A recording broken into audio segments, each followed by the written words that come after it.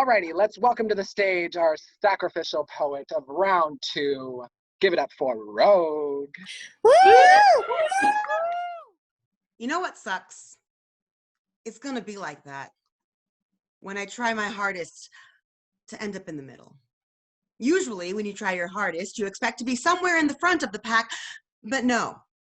When I'm struggling, like we're all struggling right now, it takes all my gas just to turn over the motor, pushing myself to show up, even when it took everything just to get there. I take deep breaths as I watch my best not quite meet every standard. I hate that feeling. That's when the anxiety goes for the throat. When it sinks its teeth in and tries to bleed me out slowly, I stand there and listen to everything I wasn't. I cling to the words, but I tried my best. I whisper a prayer that you believe me because I'm feeling weak, ashamed, small, unworthy this moment. It's this moment. This moment that I have been training for, this moment when the scales can be tipped, this moment when my choice makes all the difference, because it's in this moment that I need to decide that showing up was worth it. That trying my best, even though I know I'm lacking, is always the right thing to do. It's in this moment when I need to remind myself that as long as I show up, drag myself through the obstacles, and push myself out that door and into the world, that as long as I'm tackling the expectations and truly doing my best, that I will be happy in the future. It's a hard road to happiness. I have to try every day, and sometimes it doesn't seem possible, and I hide and I stay quiet, and in that darkness I feel close to safe. No, this is the moment I need to remind myself that life is an experience, and yes, I do want to live it.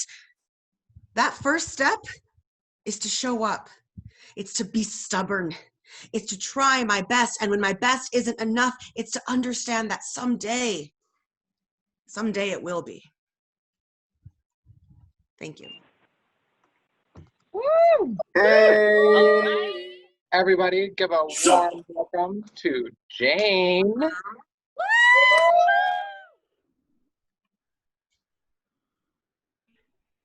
My family has this joke when people ask what our background is. We say we are Jew-ish. Like, we did Hanukkah and sometimes bar mitzvah, or sometimes Passover, but no bar mitzvahs, no synagogue. And I've heard all the jokes not meant for my ears. They assume my laughter, and sometimes they're right. It feels safer to chuckle than give a primer on ancestral trauma in the break room. I am Gentile enough to throw parts of myself into the fire. I am Jewish like a concentration camp tattoo lasered off the skin. I keep pointing to a scar that no one else can see.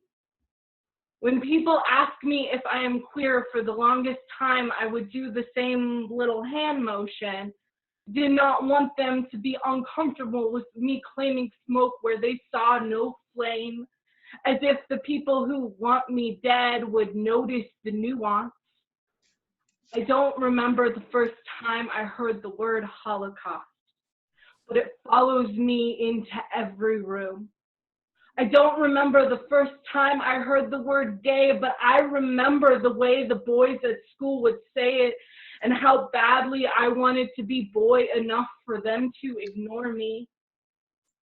I don't remember the first time I heard the word Jew, but I have heard it so many ways, how just one word can taste different in each mouth, how it can be spit or digested, but either way we end up soaking into the ground. There is no right way to bury my body, but I will nonetheless be buried. I will be an unmarked grave, which is another way of saying a grave with the wrong name on it. They will call me daughter before they call me Jew, and if they call me Jew, they will not say it like the song it is. They will not know how chosen I am, how queer I am, how alive I was.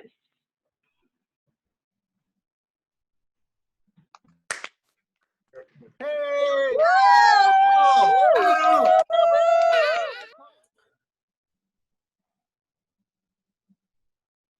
A fact you wouldn't know about me is that I am allergic to something that they put in chewing gum.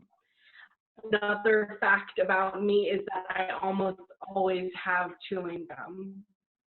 The reaction doesn't kick in for about 5 minutes. My face gets itchy, my eyes start to water. This pack of gum sits in a small pocket of my purse like a well-kept vice. This gum is sweet and soft. Like most of my hurt, it is remarkable what the body will put up with. Starts to look like my sex life. Can you even say you like something if after 5 minutes it just makes you feel weird? I think going through my condoms last week and throwing out most of them because they were 2 years expired was the most responsible decision I have made when it comes to sex in a long time, and it just made me sad. 2 weeks after he got me pregnant, he told me how he just doesn't understand women. And I said, maybe it's because women are complex individuals and cannot be understood in any sort of monolithic way. And he looked at me like I was proving his point. My first boyfriend told me he would take my virginity like he was doing me a favor. And the fucked up thing was I was grateful. The nurse asked me what my primary method of birth control is, and I said, crying in the middle of it. Listen, the thing is, despite everything, I still really enjoy the first 5 minutes of chewing gum. A few times I've even found a piece that didn't make my face itchy at all. The thing is, the times I've had sex with people who weren't men were the only times I didn't feel like a combination lock or a computer program or something else that people give up on. The thing is, you can carry something with you a long time without noticing how much it has hurt you. I just bought a new pack of gum. I like the way it makes my mouth water. I like that it says nothing when I spit it out. Oh, shit. Come on, poet. Everybody give it up for Ilyus. Let's go!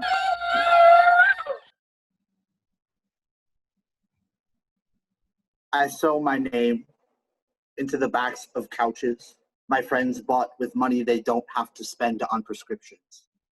Having a parent who will say your name is itself a kind of insurance.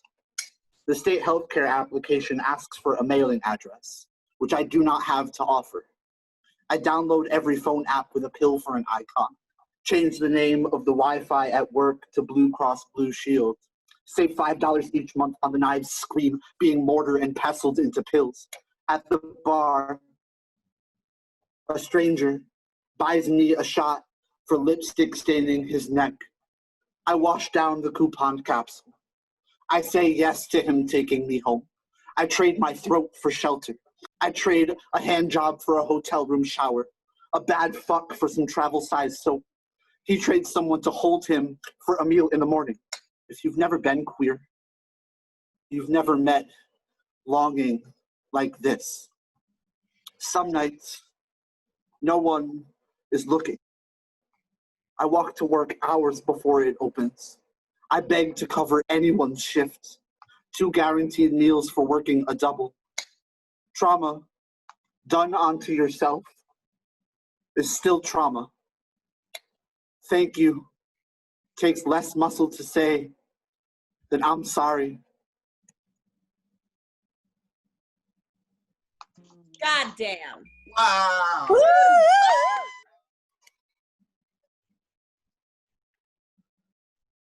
The three-headed Hydra speaks. I guard the gate to the underworld. I live at the entryway to hell. The world saw my blood a sickness. The church saw my breath a curse. A man swings a sword at my throat and watches my one head become three. See how my pronouns pluralize?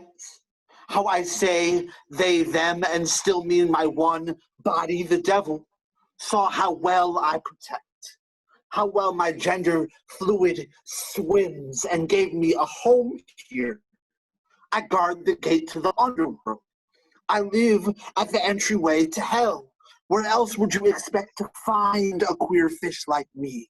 All of my mouths are my mouth. All of my mouths share the same name. All of my names use the same teeth. To hold in the water, I'll drink. To spit out the water, I'll drown in. I drown. And there is water. And where there is water, there is also blood. And where there is blood, I bleed and bleed and bleed and grow two more heads. And isn't healing from blood water some of the most transgender shit you've ever heard? When I say I am trans, I mean a transfusion. You think I'm scared of death? I've done it a million times and I'm fucking great at it. Got so good, they named the stars after me. I am killed and killed and killed and killed, and still I'll live forever, because really, what is a myth but a bitch that refuses to die? Yes! Yeah. Our 10th poet of the evening. Everybody give it up for Rory.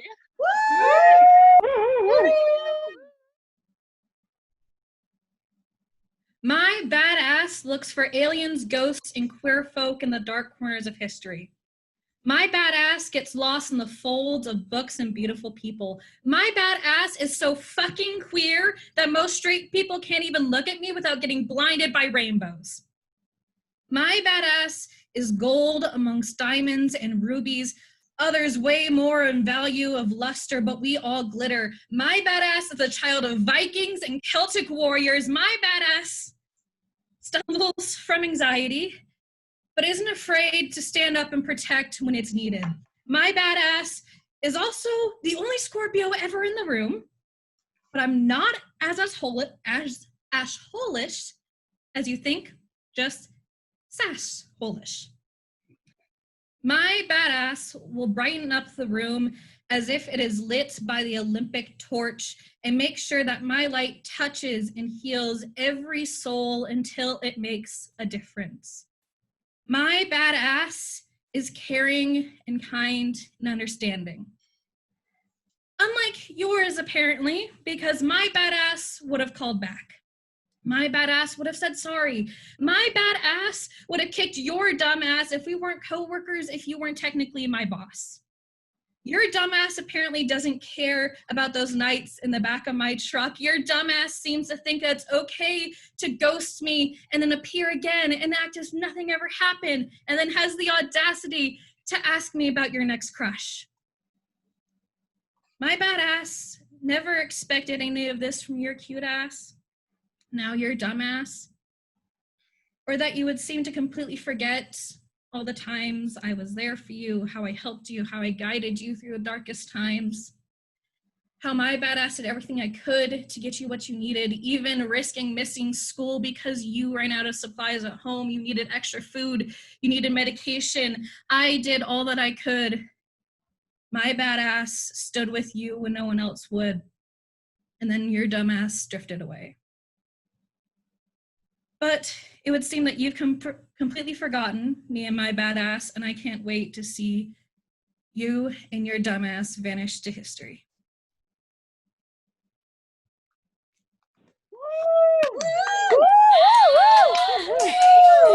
Rory, lie to my high school principal when, to counter homophobia, used the excuse that it is biblical. And then with his old-fashioned disposition states, we only ask that you respect our opinion. Respect our opinion is what you say as a defensive after I call you out for saying something that is extremely offensive. Respect our opinion as you say, I'm not homophobic, I have a good friend that's gay. Respect our opinion when I didn't even ask for it, stated in class as if we were all meant to believe it. Respect our opinion when all it does is put me down, and not just me, but the much larger number of queer youth that are all around. Respect our opinion, you say while you have your prayer club in a public school, but a simple pride event is too much pushing opinion and against school rules. Respect your opinion. Well, fuck it, it's unfair. When I try to voice mine, it vanishes into thin air. I'm fine with your belief. You have the right. It only becomes a problem when you use it to take away my civil rights. You use it to deny my right to use the men's restroom, using your opinion to forcibly make me more like you. We all have the right to believe what we believe and think what we think. It only becomes a hate crime when you use school time to preach. According to you, I don't know how the real world works and that I will learn more as I grow. Tell that to the queer children right in front of your eyes. Each one twice as likely to won't see the next sunrise. Many will live without a home, and don't get me started about the abuse that will go by completely unknown. How can we respect you if you do not even respect us? Following your logic will only lead us to thousands of years left in the dust. Newsflash, our opinions make a change when we take a stand. Our backs straighter than your morals, and our goals bring equal rights across the land. Now, you get huffy from my special snowflake opinion, so let me finish with the truth, and please, fucking God, listen. No matter what you say, our voices cannot be silenced. We will not stop standing up against injustice and violence. I'll respect your opinion once you respect mine. Until then, we will never let this topic lie.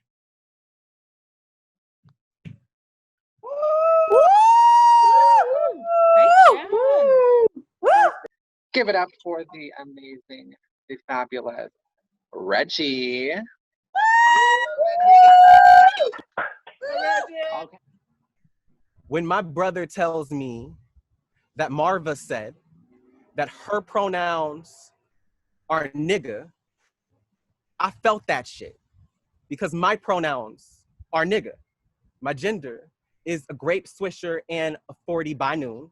Is the whole hood up having a block party in front of the liquor store at 2 a.m. My gender says fuck the rules, fuck the oppressor, fuck anyone not from my block littered with binders and makeup. My gender will still fuck a bitch up without smearing my lipstick because my gender grew up fighting to survive. My gender knows curled fist and painted nail. Long, pretty hair pulled back into a messy bun because I caught that nigga that was misgendering me on Facebook.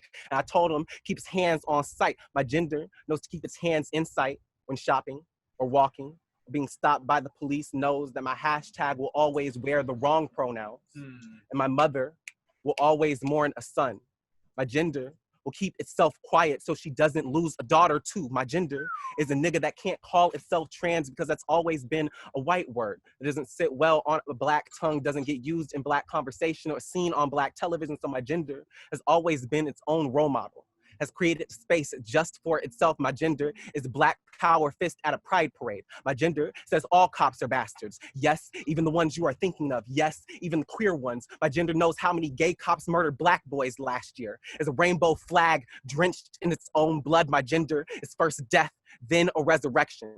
Is the unbecoming of a black boy into something beautiful. My gender is graveyard and garden. Is headstone and headline and head hunt and head bowed in prayer. My gender is a prayer, which means my gender must be holy. My gender must be sacred. My gender must be God, which means my gender must be a nigga. It is, after all, the blackest thing I have ever known.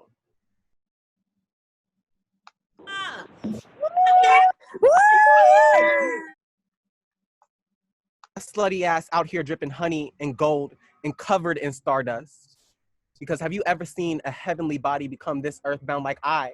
Be angelic up in this bitch. I put the hoe in holy. I throw this ass in a circle like it is a praise dance to myself. I suck dick like it is the gospel. And the Lord said, this too is good. But he came in my mouth, so I spit just to spite him, because no God but me gonna call this body a temple, gonna make this temple a home, because when you come to my church, you gotta come correct, with a bowed head and my name like a prayer between your clasped hands. And there was a boy once, a white boy, who said my name like he owned it, and I broke him like a rusted chain. When he called me the devil, I laughed in his face and said, no, honey, Lucifer was an angel once. Some say he tried to become God, but ain't no attempts here. When I call myself holy, it is not an opinion. When I call you unworthy, it is the truth. I built myself an altar, asked you for a sacrifice, and you gave me what? Your rotten fruit, soured wine, a wooden cross to crucify me on, but I am not your white God, so I won't be killed that easy. Tomorrow, I will rise from the ashes you made of me, still set aflame, and you wish you could burn half as hot as I do. You wish you could be this holy, this sacred, this full of lust and love. I shake my ass and mountains tremble. I say my name and even the trees bow under the howl of my wind. You speak and it is silent. You dance and the world ignores your movements. What is nothing compared to everything? What is your sacrilege compared to all of me? I am everything I need to be. And some days that means I am both the preacher and the Bible he will read from. Some days I am an Old Testament bitch and I will set you on fire for shit as simple as looking at me funny. Other days I'm a New Testament hoe.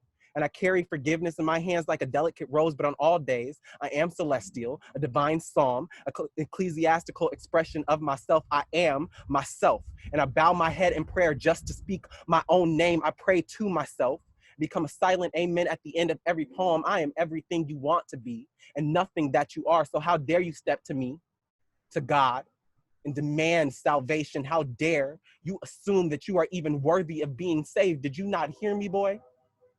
When you come to my church, you better come correct. You better praise my name or don't say it at all. If you speak my name like a curse, expect for me to come for you. But if you swallow my bones, bitch, I hope you fucking choke.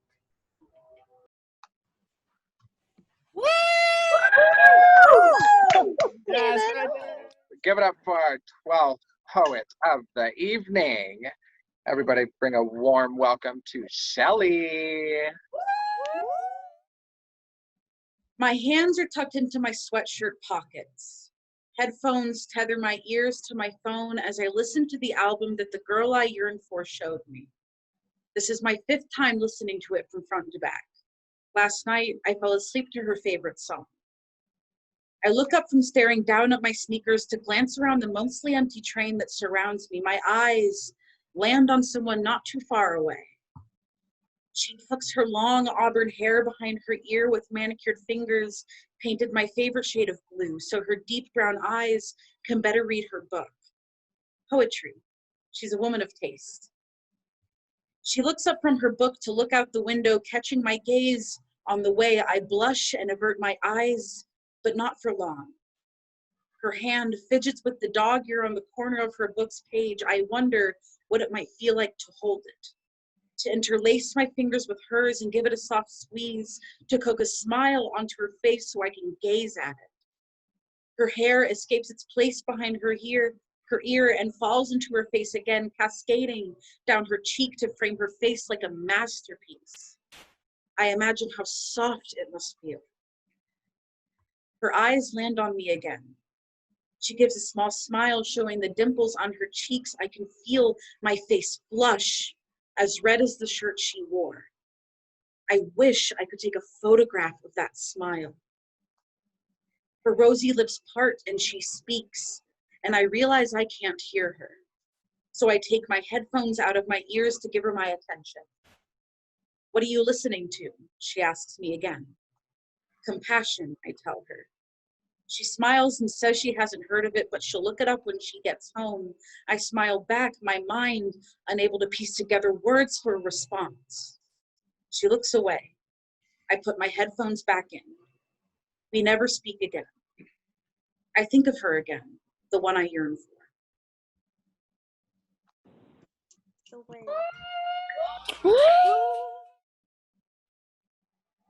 She held my hand with a vice grip, fingers interlaced with mine as we walked through the ivy-covered gates of the garden.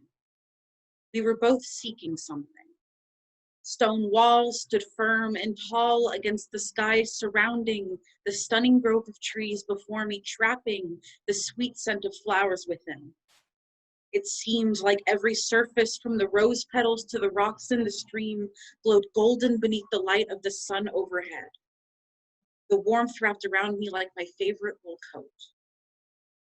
I looked at the trees with emerald leaves and marveled at the fruit that they bore. Each one was a different color, countless hues and shades, some of which my eyes had never seen, each with unique markings.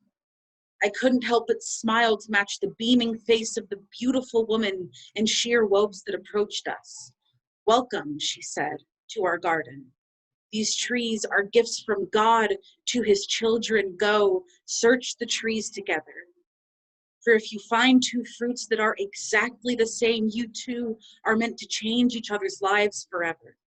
Share your fruits, eat them together, so you can spend your lives in tandem." So my companion and I got to searching. We walked along the soft grass with bare feet, hand in hand, longing for a match. I knew she was meant to change my life. She had already saved me once. Hours flew by us, the sun never leaving her post, as we went through the whole garden with a fine-toothed comb. Finally, we found our twins. We each held one in our hands, turning them over, double and triple checking the cream-colored freckles that stood stark against their deep azure surfaces. They were perfectly identical. I pressed the velvety skin to my nose and breathed in its sweet candy scent. The aroma made my head swim. This was it. I eagerly bit into it, letting its juice fill my mouth and coat my tongue. It was sweet, too sweet, then horribly, repulsively bitter. My body heaved and I spit it out onto the grass, nose crumpled and gagging, disgusted. The inside was black and sickly brown, dripping like a sick child's nose. The fruit was rotting at its core. I still cannot get that taste off my tongue. Damn. Everybody give it up for Flynn. Let's go. The first time I failed a math class, I was in the 6th grade. It was the hardest I had ever cheated at anything and still failed. My teacher was so embarrassed for me, he never told me I was repeating the same class. I found out 2 months into the next year. A teacher once said that math is a universal language, that no matter what language you speak, we can all understand math. That was such a beautiful thought. I was sure he was a poet. I always wanted to be good at math. Thought it would solve everything, but I still can't do math in my head, still use my fingers for addition and subtraction, still type up poems one-handed. I was trying to do a word problem the other day. Sometimes I practice. I can never remember the equations or which variables matter. Girl was born in 1978. Flynn was born in 1990. Girl starts drinking heavily the same year. How many years? How old was girl when girl becomes an alcoholic? Said she tried to commit suicide years before we met. Said pills plus whiskey in park equals waking up. Back of car, man on top of her. No arrest. How does this equate? Does equal mean right? Does right mean okay? Flynn and girl fall in love in 2017. How many years has girl been drinking to avoid trauma? Girl is bad at math too. She said she is still glad she lived to meet me. I do not understand how I am an addition, but I understand that she has always been divided between sobriety and survival. I said sobriety. I said we will both minus alcohol. If girl takes 3 shots for every one of Flynn's, what percentage of shots does girl gain? I subtract myself. Las Vegas, October 1st, 1 man plus greater than 1,100 rounds of ammunition equals minus 58 country music lovers, 851 fractioned. Not minus Flynn. Not minus girl. Girl plus Facebook equals mark safe. Flynn does not check on girl. Girl plus tragedy plus mulberry tree losing its October leaves equals straight shot to the branch equals idea equals rope equals did she die in the shooting? Equals Flynn's imagination equals climbing the picnic bench that we spent all summer on.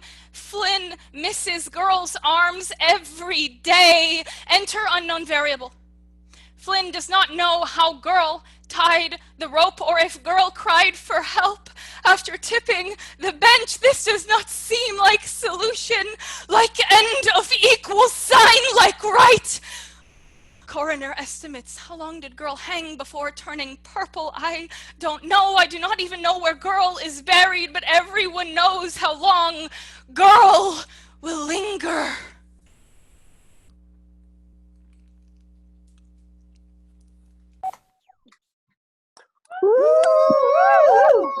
Fuck it up, Flynn. Fuck it up, Flynn. Ding dong, the witch is dead, the witch is dead, the witch is dead. Ding dong, the wicked witch is dead. When my second grade teacher, Miss Royce, asked what I wanted to be when I grew up, my first response was, magic. My second thought was lesbian. I never saw myself in an office or holding crying children, snot down faces, or in the arms of a man, ropes tying my body to the stake of his expectations of me. No. I saw myself in places with dirt paths and thatched roofs, muddy bodies and wet hair, fingers thin, knuckles dirty, raw from digging for roots, from planting new life, giving birth instead to verses and shrieks and howls, spinning clasp-handed in circles with my sisters, imperfect and naked as the winter solstice trees. New moon worshippers, full moon, open-mouthed kissers, Dianic witches, sapphic priestesses. I have never known separation between sex with women and goddess worship.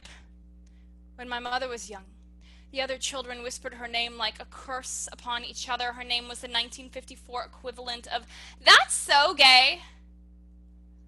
I am a seed of my mother's fire. If you smudge my name with queer, let it be because I am fucking strange. If you call me faggot, let it be because I am the kindling to burn down what is left of hatred in this world. I am not a dike to hold back the river. I'm the whole damn ocean. Say it loud. This is not a poem. It is a spell. I will draw a witch's circle around every gay bar, rosemary on every rainbow doorstep, salt on the graves of the damned, and the faggots, my fallen family, to AIDS, ignorance, beatings, suicide.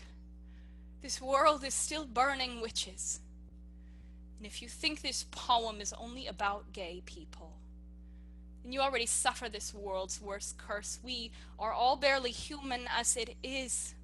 Come, look around you. This is what a coven looks like. This is magic, his secret alliance. Poets, we are not the same, but we are all salt and fire, moonlight and howl, power and burning to be here unbound. Let this world come for us.